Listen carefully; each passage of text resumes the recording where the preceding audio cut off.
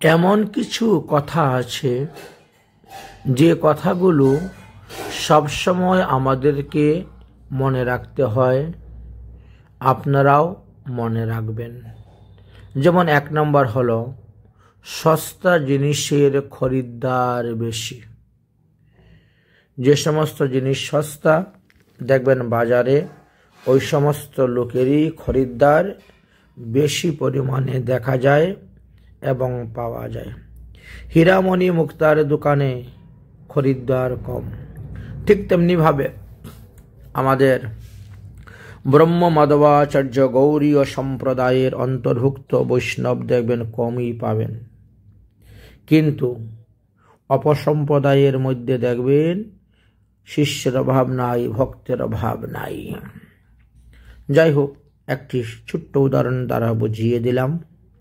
2 নম্বর হলো, ব্যক্তিত্বহীন মানুষের বন্ধুত্ব বেশি। যারা ব্যক্তিত্বপূর্ণ মানুষ দেখবেন তাদের বন্ধুবান্ধব কম থাকে। কারণ হলো, উনি তো সত্যি কথা বলবেন, উচিত কথা বলবেন, আর আজকালকে উচিত কথা বললেই বন্ধু বেজার হয়ে যায়, চলে যায়।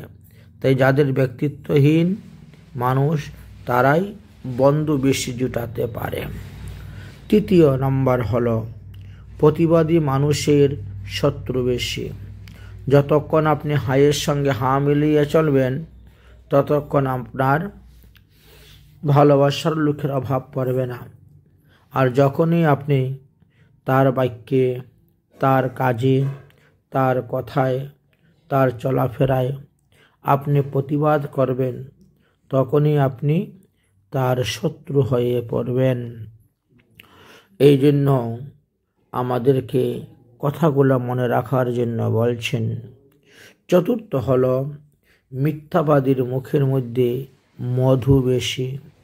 তারা এমনভাবে মিথ্যা কথাগুলাকে বলে যে কথাগুলা সাধারণ মানুষের মনে সত্য বলেই মনে হয়ে যায়।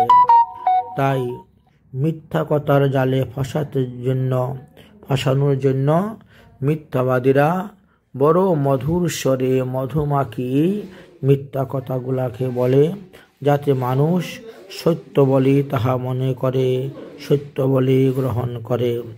তাই যে কথা বলতে বলতে হাসে বা মধুমাখা কথা বলে, মনে করবেন তার অন্তরে কিছু গরল আছে, বিষ আছে।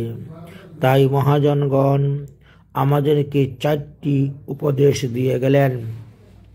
এই 4টি উপদেশ মনে রাখলে আপনি আপনার জীবনে বহু অগ্রসর হতে পারবেন। এই 4টি জিনিস দেখবেন বাস্তব জগতের সঙ্গে খুবই মিল পাচ্ছেন। 1 হলো, সস্তা জিনিসের খরিদ্দার বেশি। 2 হলো, ব্যক্তিত্বহীন মানুষের বন্ধু বেশি। 3 হলো, প্রতিবাদ মানুষের শত্রু বেশি। আর 4 হলো, মিথ্যাবাদী মানুষের মুখে মধু বেশি। রাধে রাধে।